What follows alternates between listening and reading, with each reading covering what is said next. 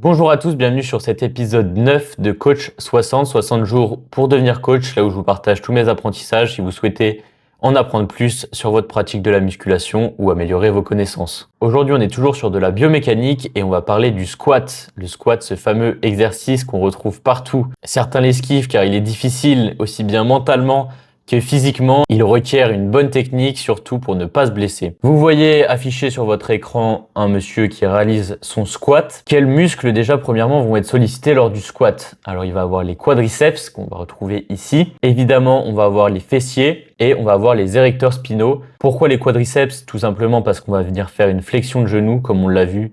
C'est son rôle. Pourquoi les fessiers? Car on va avoir une extension de la hanche, et on l'a vu que c'était un de ses rôles. Les érecteurs spinaux, eux aussi, vont être sollicités, car on retrouve ce mouvement d'extension qu'on va avoir sur la remontée de notre squat. D'ailleurs, petite chose, sur ce schéma, on voit qu'il a une forte extension de la nuque quand même, lorsqu'il réalise son squat, et ce n'est pas forcément optimal. On va voir qu'il va falloir plutôt avoir un regard droit qui va permettre de garder ses cervicales en position neutre lors du mouvement. On va différencier deux grands types de squat et on va avoir un troisième qui va être le front squat qui va être une variante mais qui va avoir ses points forts également. Pour les deux plus classiques, on va avoir le high bar où on va placer la barre sur nos trapèzes. Maintenant qu'on les a vus, vous savez où ils se situent. Et le low bar, lui, on va placer la barre sur les deltoïdes antérieurs. Le low bar, il va avoir tendance à plus focus les fessiers.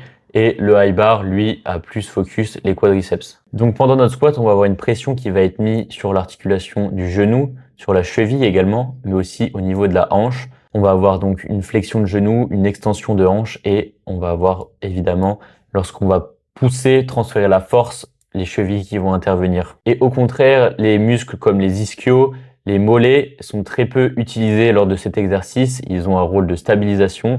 Ils sont des muscles antagonistes dans cet exercice. Également, la respiration va avoir un rôle important pour maintenir notre tronc, garder une bonne posture, une bonne stabilité lors du mouvement, mais le mouvement ne va pas recruter directement nos abdos. On va avoir tendance à dire que le low bar il est plus confortable, moins traumatisant, comme on va avoir une pression qui va être inférieure un petit peu sur nos lombaires. C'est ça qui va pouvoir faire défaut souvent les lombaires, comme on l'a vu précédemment.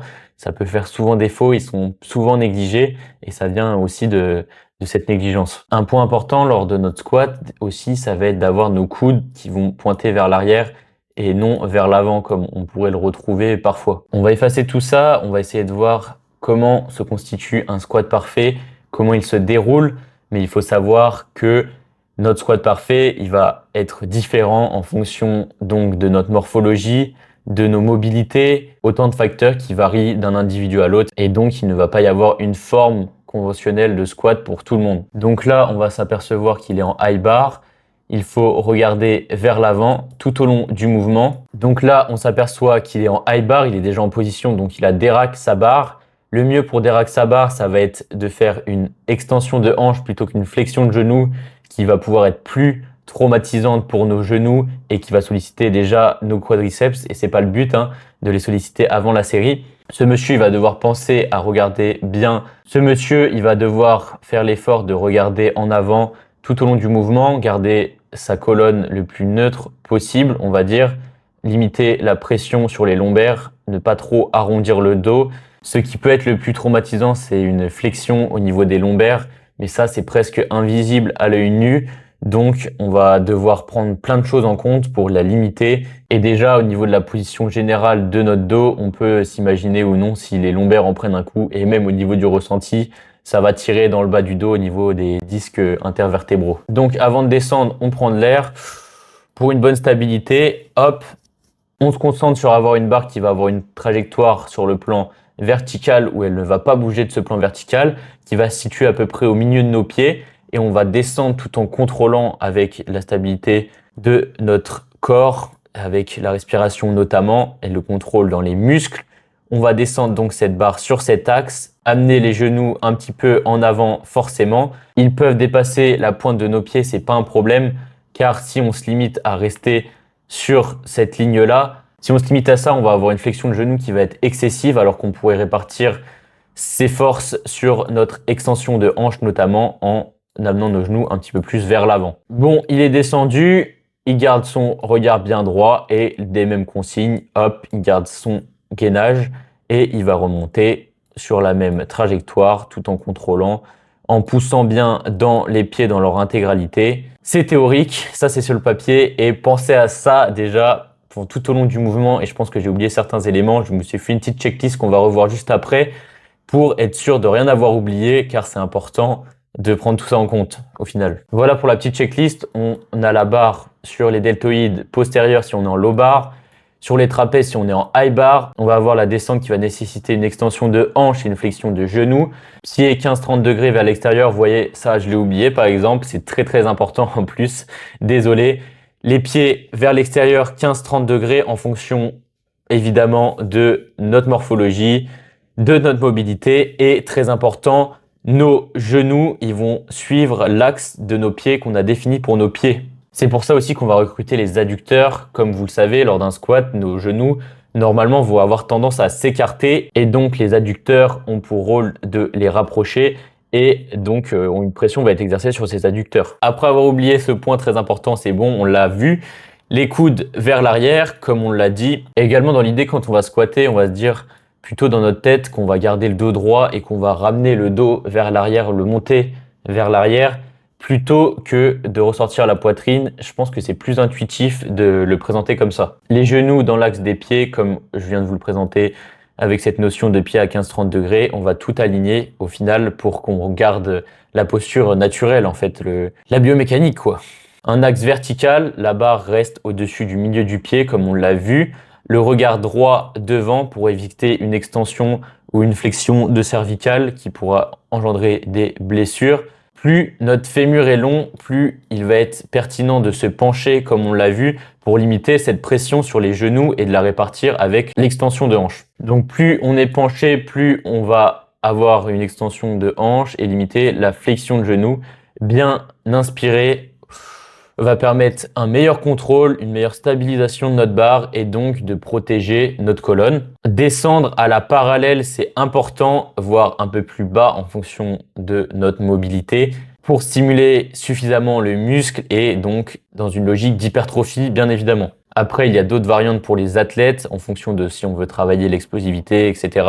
Là, après, on va avoir plein de variantes et on va pas rentrer dans toutes les variantes, sinon ça va être interminable et ça pourrait être l'objet de 50 vidéos. Pour terminer, les red flags au squat. On va avoir arrondir le bas du dos. Donc, comme on l'a vu, mettre une trop forte pression sur nos lombaires, on risque de se blesser. Les genoux qui s'effondrent, on appelle ça le valgus. Lorsque nos genoux vont avoir tendance à se rapprocher lors de notre squat, ça c'est pas bon. On va avoir des forces de cisaillement. Ça peut donc solliciter les ligaments du genou de manière inconfortable, dangereuse. Pousser uniquement sur l'avant des pieds lors de notre squat, ça va créer un déséquilibre et on va solliciter les muscles de manière incorrecte, une mauvaise répartition en fait de la charge qu'on porte. Si notre barre dévie de notre axe vertical, pareil, on va avoir des tensions qui vont être inconfortables et donc des risques de blessures. Un regard trop haut ou trop bas, ça va engendrer un inconfort de notre colonne vertébrale au niveau des cervicales, donc risque de blessure. Une mauvaise gestion, donc une mauvaise stabilisation, un mauvais contrôle et donc un risque de blessure également. Une descente trop rapide, une charge donc non contrôlée, on risque de perdre le contrôle et de se blesser lorsqu'on va essayer de remonter. Et si on n'a pas de contrôle déjà lors de la descente, vous imaginez que prendre en compte tous les points qu'on a vus, c'est un peu mission impossible et un mauvais équilibre. On l'a vu déjà plusieurs fois. Par exemple, si on va se mettre trop sur l'avant ou trop sur les talons, au contraire, ça va créer une instabilité. On va mettre des pressions sur nos articulations qui sont pas confortables et pour lesquelles notre corps n'est pas entraîné, donc risque de blessure. Il y a beaucoup de risques donc dans ce squat car on l'a vu, il y a beaucoup de choses à prendre en compte, mais si on prend tout en compte, normalement on ne s'expose pas à ces risques. Maintenant, si vous êtes blessé ou que vous n'avez pas la mobilité nécessaire pour travailler, la mobilité, ça se développe sur le long terme, ça va pas être du jour au lendemain, hop, je fais une séance de mobilité, j'ai les capacités de faire un squat parfait, il y a une mobilité de cheville, de genoux, de hanches qui rentre en compte dans le squat, donc il y a d'autres alternatives pour faire chauffer les quadris comme le hack squat par exemple ou la Smith, le squat à la Smith. On va limiter toujours si on a une bonne technique les forces qu'on va imposer à nos articulations, les angles vont être plus réduits, ça va être un mouvement guidé, donc moins de pression, moins de stabilisation à mettre en œuvre et donc moins de risque de blessure, moins traumatisant sur le papier, même si le squat est un très très très bon exercice, il est très complet s'il est bien utilisé. C'est vraiment un très bon exercice à plein de niveaux. C'est très théorique ce qu'on a vu aujourd'hui et comme je l'ai évoqué, ça dépend aussi de l'individu, de sa génétique, de sa mobilité. Donc, c'est très situationnel, comme un peu tout dans le domaine du coaching. Ça, c'est très important de le comprendre, je pense, et ça, je l'ai bien compris. Donc, on aura du contenu, on va voir des exemples sur le terrain. Vous inquiétez pas. Pour l'instant, on reste dans la théorie, mais ça se concrétise dans la tête sur comment appliquer ça sur le terrain, je pense, et je le fais au quotidien lors de mes entraînements. N'hésitez pas à mettre vos questions en commentaire, un petit like, un petit partage, un petit abonnement, ça fait plaisir. Et moi, je vous dis merci pour votre attention et à demain.